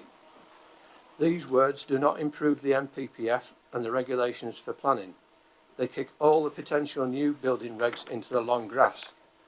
None have practical consequences for new homes under construction, most of which will be around well beyond the end of this century. The government, as a leading member of a committee has said, should stop this dad's army approach. It should improve planning and building regulations policy urgently, nor should this council kick its own options into the long grass. 2003 about commercial development. It's time this council pushed the boundaries in pressing and cajoling developers to require carbon neutral housing in the interest of this area and future generations. Action should be taken here, if necessary, policies adopted by this council to ensure we do not leave an environmentally incompetent inheritance. This motion recognises the March motion, but the subject is different.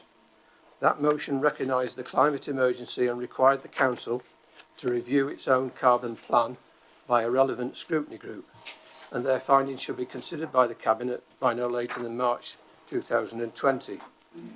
Apart from the fact that there'll be a lot more houses on which there are applications and approvals and built in the period between now and March next year, the point about the original motion was the stated aim was to consider setting a carbon neutral target to be achieved by the council in 2030. This motion is about buildings in the wider community and approvals happening well before the council's possibilities for itself are considered and decided upon. I ask you to keep heavily in mind the future generations who will live in these houses that are approved between now and then, and I ask you to support this motion. Thank you, Councillor Jones. I call on Councillor Richard Mallander to second the motion. Thank you, Madam Mayor. Yes, I'd like to second the motion and reserve the right to speak. Thank you. Right, thank you.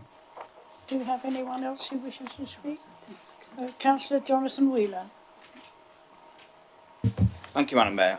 Obviously, I welcome what Councillor Jones said about the fact that the carbon management plan will be reviewed by a scrutiny committee. That's coming to the community scrutiny group in October, which Councillor Jones is a member, and Councillor Richard Manland as well. So I welcome Councillor Jones, Councillor Manland and all councillors to put forward their ideas and suggestions on how we can improve and amend the carbon management plan to get to our target of being carbon neutral, and obviously to put forward recommendations to Cabinet and to the Council to consider, which would look at ways to obviously improve our carbon footprint.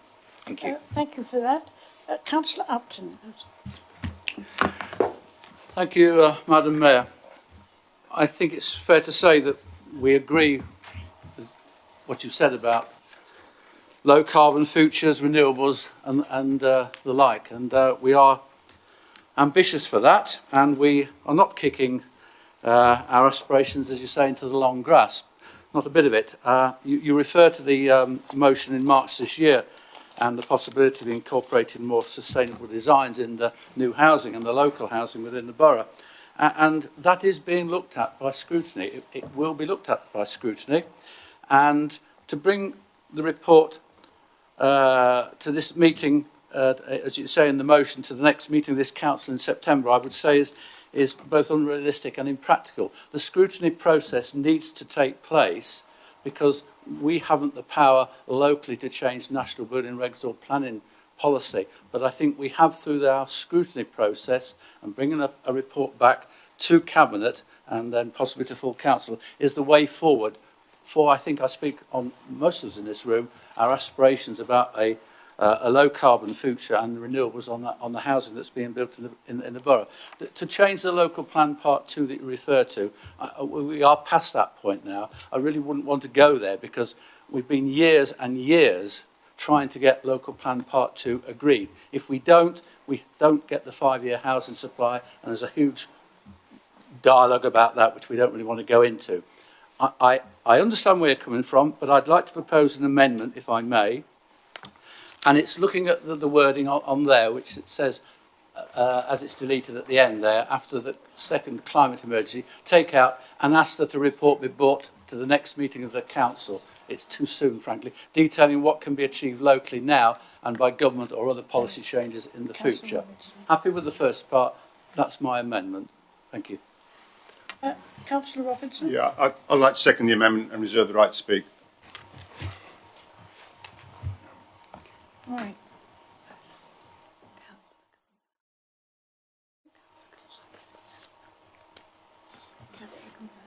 Councillor Cumberland, sorry. Thank you, Madam Mayor.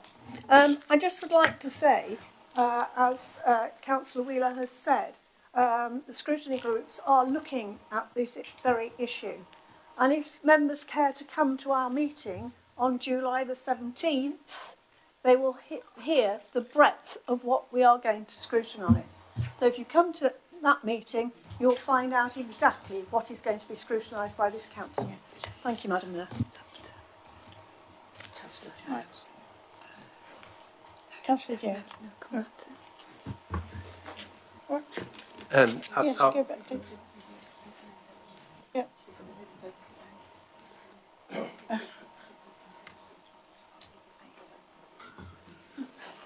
Ask him to talking as part of the debate or on this amendment, or if this is his right to apply. Well, we have we have to do on it. So he can speak on the motion, but not on his right to respond to his original motion. Are you sure? He can speak on the amendment. We're speaking on the amendment. Yes. Right. Yes. Councillor Jones. I'll be abstaining on the amendment, much though I support what Councillor Upton said. But I do think by the time we looked at possibilities, a large number of other developments will have been approved, and time is of the essence with the new builds that are occurring in this borough. I think it's a crying shame that the government isn't giving us a stronger framework. I totally agree with that, but I would like to see how officers can push and promote that locally, rather than wait the next 6 months. It's longer than 6 months, isn't it? It's 9 months, and there'll be a lot of applications through planning. So that's why I will stick by my original preference. Thank you. Right, thank you. Anyone else want to speak on the amendment? Anyone else want to speak Anyone? on the proposed amendment? Oh, right, so, Yeah. yes, Councillor Upton then. He's allowed to go back. Oh, Councillor Robinson. Did anyone else want to speak on the proposed amendment first before you go back? Right, does anyone else wish to speak on the amendment? Right. Thank you, Madam Mayor. I think the removal of that sentence takes away the urgency that this motion demands from us. And it gives us a time frame in which to work. And I think it shouldn't be removed from the original motion. Thank you. Councillor Robinson, please give the right to speak and go back to Councillor Robinson. Oh, We've sorry, got yes. Councillor Right. Walker now. Right. Councillor Rex Walker. Councillor Walker. Thank you, Madam Mayor. And forgive me if this is out of order, but I'm find myself in cahoots a little bit with Councillor Walker in that the taking away a time frame for some action to be here, would really depower the motion. But similarly, I think Councillor Upton makes a good point that the next council meeting may be a little bit too soon in order to do that properly. So whether or not there's a compromise that could be struck here for another council meeting may allow for another full council, not necessarily the next one, but a future one, might strike me as something that could provide both. Councillor Gaunt. Yeah, I'd just like to agree with Councillor Walker then. Being as though Councillor Upton hasn't put a full stop on the end of the amendment, we could allow for an addition of a sentence that said within a framework of time. That would be quite a good thing to do. Right, Councillor Clark. Madam Mayor, we're debating the amendment. We are, yes. So we have to deal with what's there printed. We can't start Before saying, we well, start let's do a going little bit here, backwards. let's do a little Yes. bit there. Yes. It's one or the other. Now, Councillor Upton has made an extremely valid point. It's just the pure and utter practicalities. We're in July, halfway through July nearly. The next council meeting is in September. Yes. Unfortunately, there's those little things called holidays which tend to slow things down. It's just purely and utterly impractical.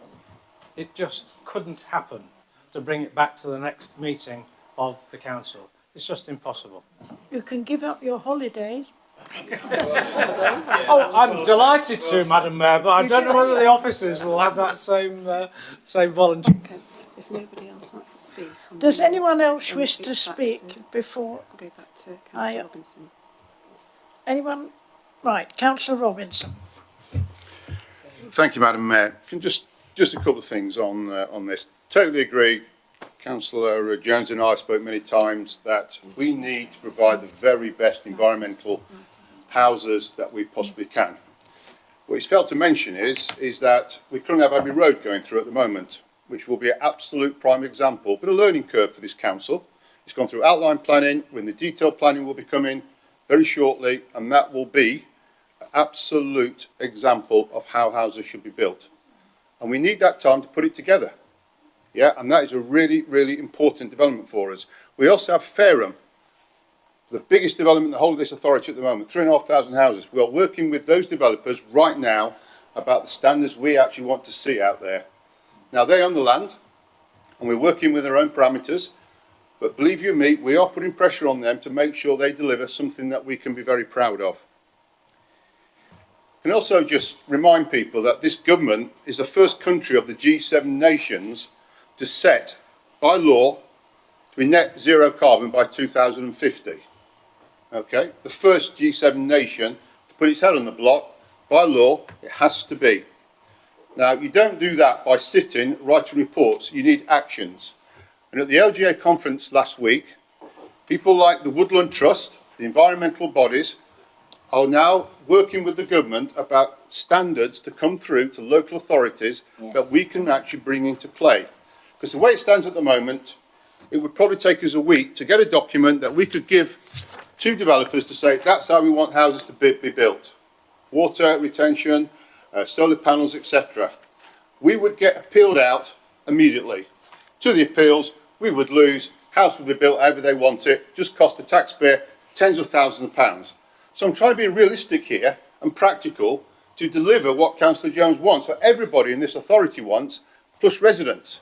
So forgive me, Mr. Gaunt, you are incorrect. There is a timescale. It's been said once. I don't know whether you're not listening. 2020, March, we are bringing it back to this meeting with a whole set of proposals which are going to incorporate things like developers, and we need that time now with the government, who's actually, as I said, they now have the legal requirements to do this work now. And the environmental people, right, the Wood Trust and the wildlife people, we're absolutely delighted because they are now working with it. Councillor Comblak's talk, we have new scrutiny groups to go through now. So that work will be commencing September, I think is the first as we're actually going forward now. We have excellent. It was only about an hour ago you were saying how good our scrutiny groups were. So I'm saying to you all, trust on the scrutiny groups, great outputs, great people, great managers, all working to the same direction to bring the very, very best environmental friendly houses we can. And as I stress, Abbey Road is imminent now, and we should have that through planning. We're going to the planning before Christmas with an application. We have to decide how we're going to deliver it, either with us or whether through a developer. But either way, we want to make control of that and deliver an absolute prime example that we can take developers to and say, look, that's what this authority needs. So I'm sorry, it is absolutely unrealistic to get this to September. We've got to be practical. I'm sure you're writing your election leaflet, Councillor Jones, on all this, but we're about being practical council in terms of what we can deliver. Thank you. Right, now, Councillor Upton. She'll respond to issues raised in debate. Yes. You moved the amended motion and we need to go back to that before we can... The amended motion as on the screen is what I'm promoting. I'd be quite brief and say that I just don't think it's realistic, it's impracticable for the scrutiny group to do the work. This is a complex area of building and planning, and we need to get it right and get it right first time. I agree, we don't want to be months and years on it, we won't be.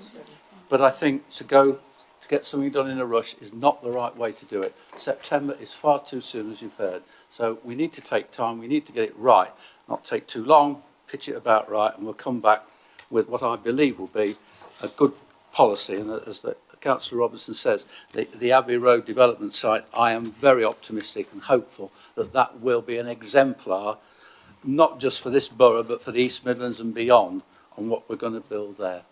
So, Right, thank you, Councillor Upton. So I come back to you then, Councillor Jones. Because you moved the original motion. Yeah, I'm delighted and well aware, because Councillor, well, the leader has made clear about the depot site and the aspirations at Fareham/Clifton. But there are many other sites being developed, from Bingham to Radcliffe to Keyworth to Ruddington to Eastleigh and in the councillor's own ward and Sharp Hill, and very few of those reflect any of the aspirations that we have, which is why I still think time is of the essence. Thank you, Madam Mayor. So now we put the amendment to the motion. Right. Amendment to the motion. So we now have to vote on the amendment to the motion. Right? All this backpedaling. Okay. If you approve, would you show, please, the amendment to the motion? We've got to work backwards.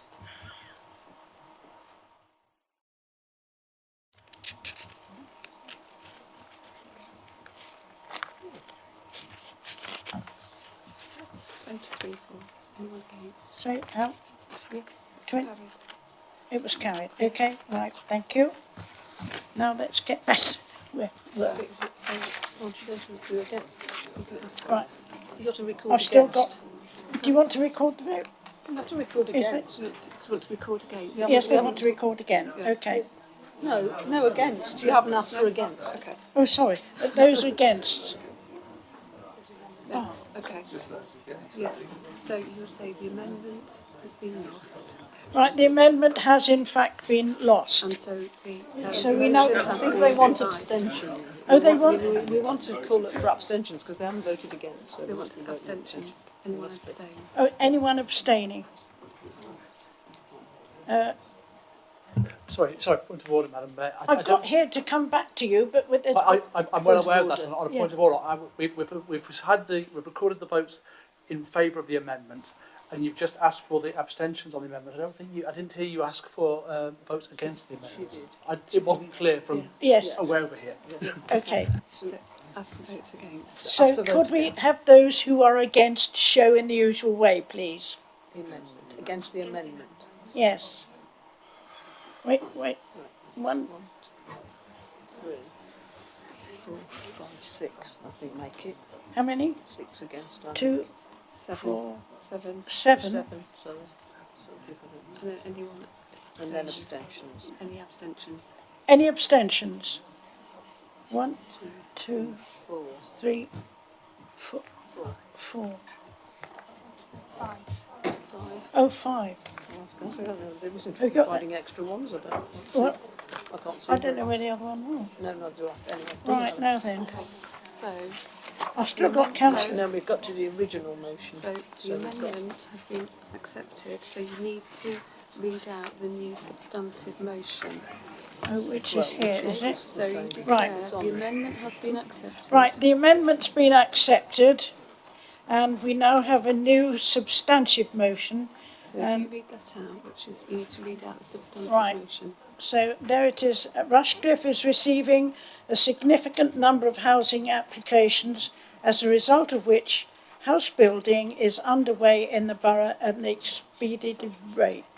Following the motion considered at this council, in fact in March 2000 this year, relating to climate energy, the council calls upon the government to change planning policy to reflect the resolve to recognise the climate emergency. Right. So Councillor Upton Now- is now the owner of the motion. Okay? Right. So it's now Councillor Upton's motion. Is Right. there any further Councillor debate? Upton. Is there any further Thank you, Madam Mayor. Very pleased with that, and not much else to say. Thank you. I think that's yet again realistic and practical. Right. Thank you. Thank you. Any other? Do you have a seconder? No, it's been accepted. It has been accepted. Right, wait a minute, Councillor Any Mallard. further debate? No, we missed him. That was in the previous round. Any Right. further debate on the? Now then, is there any revised further motion? debate on this? Now, Councillor Mallender and Councillor Thomas. signified some Yeah, so 30 minutes ago that he wished to no, speak. does he want to speak on this? Do you want to speak on this? Yes. He's been sitting there waiting. He has. And then there's Councillor Thomas afterwards. And it's who, Councillor? Thomas afterwards, yeah. Madam Mayor, can I just raise a point of order, please? You asked Councillor Upton to speak to wind up on the substantive motion, so he's wound up. That's it. No. I'm being advised here, right? He can come back at the end. So it's now you're now debating the new motion, amended motion. and Councillor Upton can come back at the end if he wishes to. Yeah. Oh, God. Okay. So it's only Mallender and So- Thomas. Who we... So anybody? Richard Mallender and then Carys Right. Thomas. Thomas. At last, Councillor Mallender, would you like to speak? Thank you, Madam Mayor. I've got the nod at last. All right, first I'd like to say thank you for keeping the body of this motion as it is. I accept that not everybody's going to sort of like the bit about it being back to next council, and I accept that we're going to bring back looking at the carbon management plan in October. That's fine, we've got to do that anyway. I think it is right that this council puts this message to the government to say that we have to act on planning policy. I'm not going to go into all the details here. You know the arguments. We have to do this. We have to do it urgently. A while ago, a colleague of mine popped out from work and she went to a local second-hand store just around the corner from where I work in Loxley House. And they had all these ladybird books for sale. She said there was one about the environment. So I went on my own lunch break, obviously, and I bought it. And I forgot to bring it with me this evening, but it's all about how we have to protect the environment, how we have to have perhaps electric cars, how we have to have reduction in the amount of carbon that we put into the atmosphere, how we have to reduce the amount of oil that we have to use, how we have to make sure we don't use plastics. This Ladybird book was written in 1974. It's taken an awfully long time for governments, for people as well, to come round to the point that we have to do something about this. And it's only when people are out on the streets telling us that we need to get it done urgently, when we get governments in other parts of the world whose citizens are faced with the loss of their lives, their livelihoods, who are forced to move to try and find a better life for themselves elsewhere, that we actually get off our backsides and finally do something about it. The government has made some nice words about this, but they have a long way to go. Greenpeace is telling them they have to actually get on and enact and make action actually happen now. Greenpeace, Friends of the Earth, the Woodlands Trust. People have been talking about this for decades now. It's not rocket science. 50th anniversary of the moon landing. This is not rocket science. We know what needs to be done. This council needs to take up and say, we want the government to put action in place now to make sure that the housing that's built for the next 100 years for our citizens is carbon neutral and reflects the kind of future that we want to see and that the planet and we need. Thank you. Right. Councillor Thomas. I'd like to propose an amendment, please, to the amended motion. I think she needs to ask for it in writing. She can read it out, but you need to have it in writing.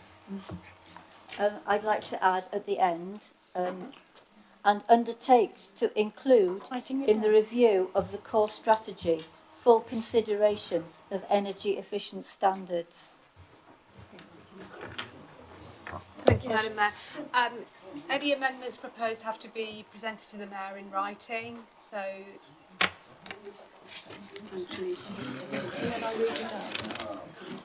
She's coming with it.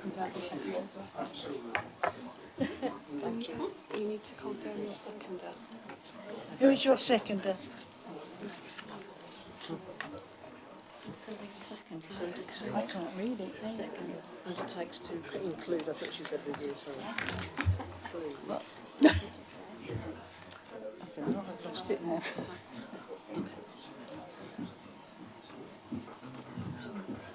didn't want to hear anymore because I can't read it. I can read it, but it's gone now. I think they have to put it up on the screen. They're going to, then everyone can see it. Chat among yourselves.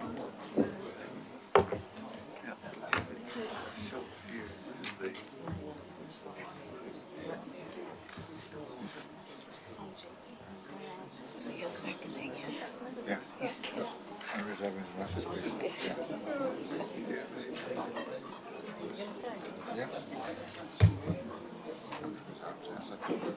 That amendment to the amended motion.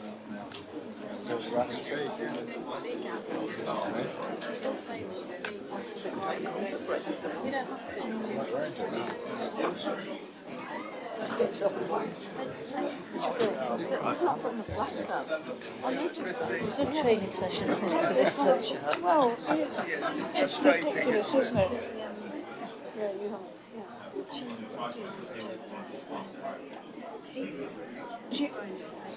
You get a motion, then you get an amendment, then you get another amendment, and that's, you know. Well, it's just a silly waste of time.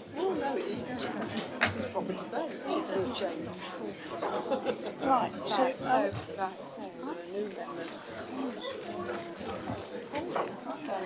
okay, here we are, everyone. Can you confirm that she's got someone to second? That should say full consideration. Do you have a seconder? Yes, Madam Mayor, I would like to second that amendment to the amended motion and reserve the right to speak. Right, would you like to speak on your amendment? Oh, I'm still switched on. Well, could I just say, it should say, include in the review of the core strategy full consideration of energy efficiency standards. I just think it's important that if we're to change our policies, that the core strategy is the place where energy efficiency standards and consideration of carbon neutral building in housing should be put. And I think that adds value to this motion. Okay, thank you. Right. Anyone else? Have we got anyone else done?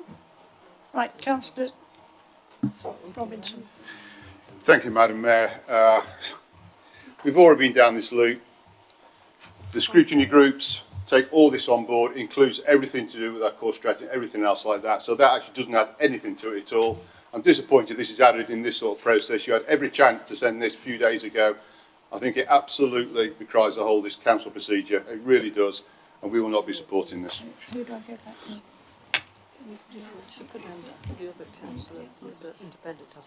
Oh, right. Councillor Jones.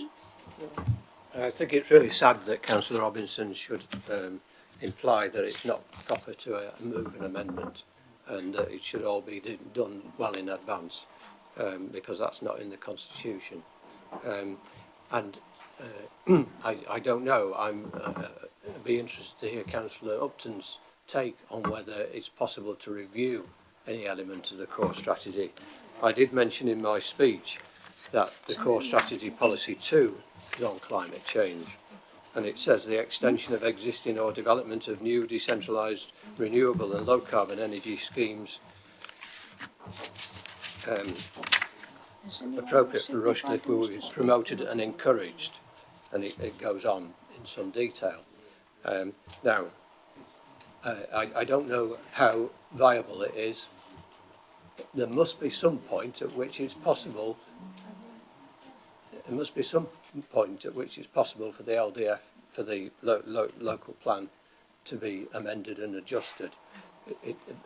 Just small parts of it, or at least given more emphasis. I'd be interested to hear Councillor Upton's take on that. Thank you. Anybody else would like to? Sorry? Is there anyone else who'd like to speak? No one's motion. Anyone else wish to make any comment at all? Okay, so, sorry, do you? Yeah. Councillor Upton. Councillor Upton, we'll come back to you. I'll try and respond to Councillor Jones's questions. Our part 1, the core strategy, which I think you're referring to, is December 2014. Fair time back. It's taken us all that time, and now we're on part 2, and the consultation finished on the 5th of July, not long ago. And so we're with the government inspector to say, hopefully, yes, at long last, we can bring to this full council, I earnestly hope, next time we meet in September, and we can adopt the Rushcliffe Local Development Plan, parts 1 and part 2. Job done, because as I intimated earlier, we've only got a 3.4-year housing supply. We need 5 years. The adoption of the local plan will give us 5 years. It will stop all these appeals where the parish councils, the town councils, the borough council and everybody else says, we don't want that development, and the government inspector says, you're having it because you haven't got your 5-year housing supply. We don't want to be in that position. So anything that suggests we hold back by reviewing part 1 or part 2 or anything else for that matter, I really would countenance against. We need to get it adopted, and we need to get it adopted as fast as we can, hopefully in September. Yes, the scrutiny committee, by all means, will look at energy, conservation, sustainability, because local plan, which we hope to adopt soon, isn't the end of it. The population is going to go through 60 million. People want houses. We're living longer. Birth rate's up. Net immigration's up. They need somewhere to live. And so fairly soon, the government will say to councils in the UK, you need to start planning for some more houses.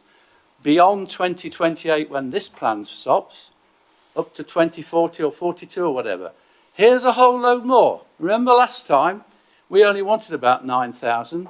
Gun came to the head. Certain people in the council not a million miles over the Trent said, oh, we can't deliver the housing we want. You'll have to take some. And so we ended up with 13,150. Thank you very much. Hope it doesn't happen again. Hope the people over the river can bill their allocation and not drop it on the likes of Rushcliffe again. So I'm saying scrutiny will look at it. I've every faith in them. And part 1 and part 2 of the next local plan will have those issues in them. Right.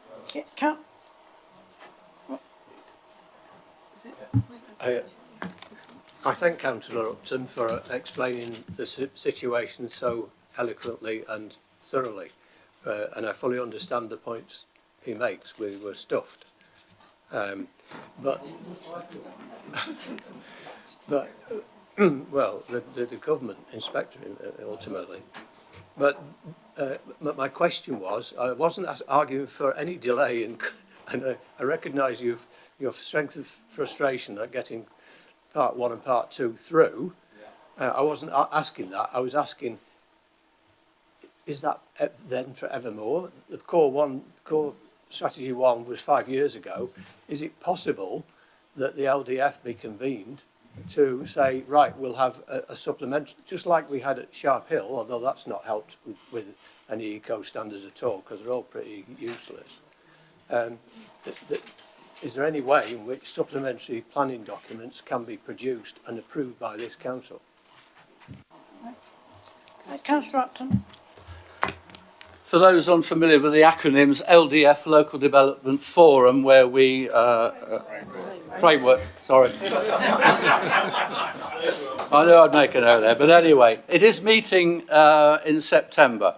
It doesn't meet that often, but it meets at critical points of time. And it's meeting early in September because that's hopefully before the proposed adoption of the local plan part 2. So yes, I don't see why that can't be discussed at the LDF. But I repeat, the next project, the next local development plan will have a part 1 and a part 2. And that's the place to change part 1 and put all the detail in that we want. Right. Thank you, Councillor Upton. Councillor Shaw. Yes. No. No. Councillor Thomas. No. Councillor Thomas. I think Councillor Upton is agreeing with what I'm saying. The next review of the core strategy, local plan part 1 and 2, is, I understand, due to start fairly soon, and that's what I'm asking for a full undertaking to ensure that we consider those matters in that process. And I don't think we're in disagreement. So back to Councillor Upton. Councillor Upton.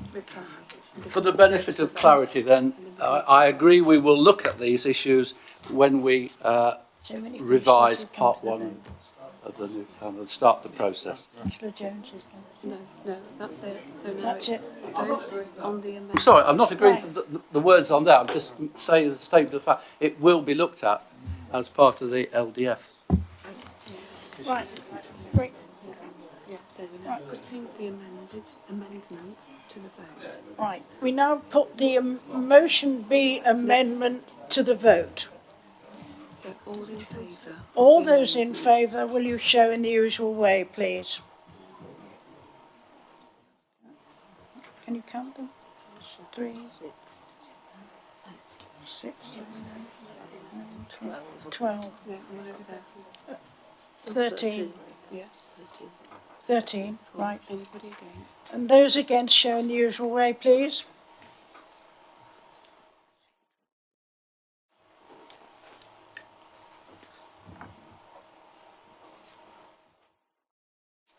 Any abstentions?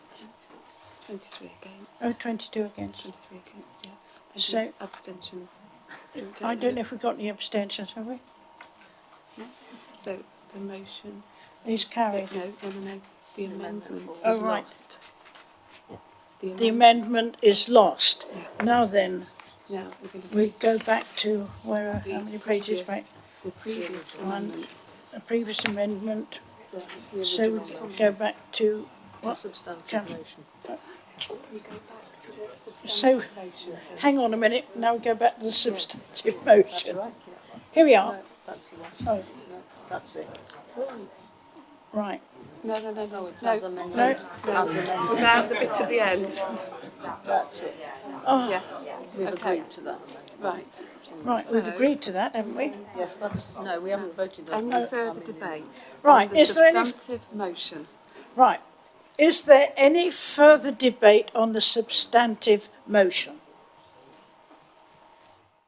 And now we vote on the substantive Right, motion. so we will now vote on the substantive motion. Those who approve show in the usual way, please.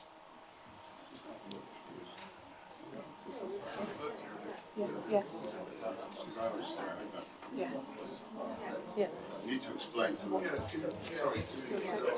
As amended. Yeah, no, hang on a moment, if you're not sure, right. So the amendments have been lost, so now we've reverted to the substantive motion, which is that. So the amendment was one, sorry, and that is now becomes the substantive motion. Sorry, Deputy And the Mayor's got wording of something that. to say. No, I'm just agreeing, yeah. So the vote is on the wording of the motion that's presented on the screen. Right. Right, can we go back again? If you approve, would you please show in the usual manner?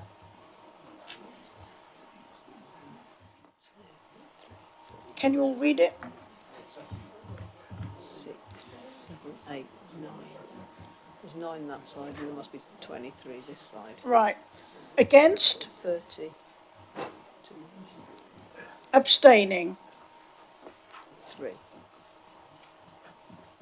So the substantive motion is carried. So the substantive motion is carried. Well done. Well done. So we're now on to item 12. Questions and standing Right, order. now. So you just read that out. I realise that several of us are brain dead, but we're now up to number 12. And they were questions under standing order number 11. Right, Councillor Murray, would you like to speak?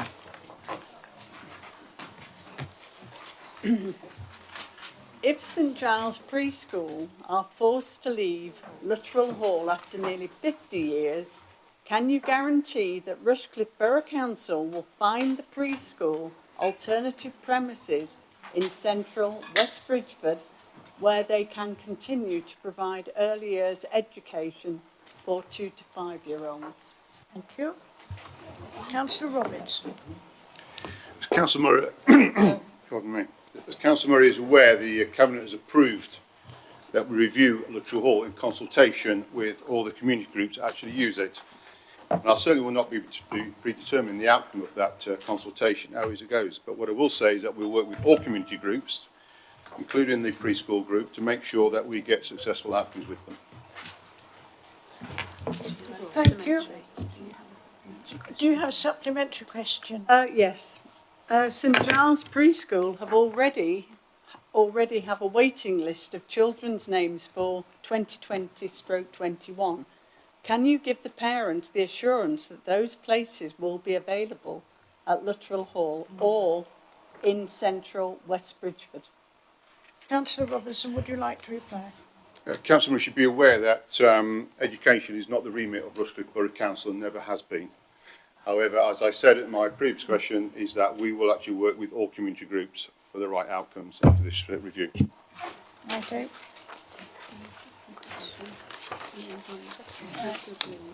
Councillor Gaunt, would you like to put your question, please?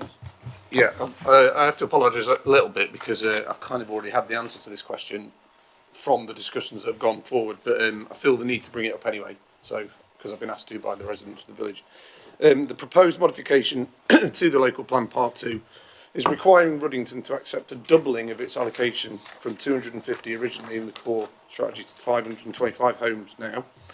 If the council is serious about consulting the public about these proposed modifications to the local plan, whilst being both transparent and democratic, well, I may remove that anyway, would the council take the opportunity to reconsider the opinions of Runnington residents and look to remove one of the existing sites so that we can reduce the housing in Runnington to a more sustainable level than 525? Thank you. Right. Councillor Upton. Thank you, Madam Mayor. As I say, we've consulted on our local plan, and our proposals have been subject to a pretty detailed external examination by the government inspector. At this stage, legally, and I stress legally, the only way in which a site can be removed is if the inspector recommends it. And to date, there has been no indication from the inspector that any site should be removed from the proposal. Right. Councillor Gaunt, do you have a supplementary question? No, that was a pretty reasonable answer, thank you. Yeah, I was just raising the concerns at the doubling in amount, that was all, which is we're going to bring up later as well. Thank you. Right. That, ladies and gentlemen, concludes the business for this evening, and thank you all for coming.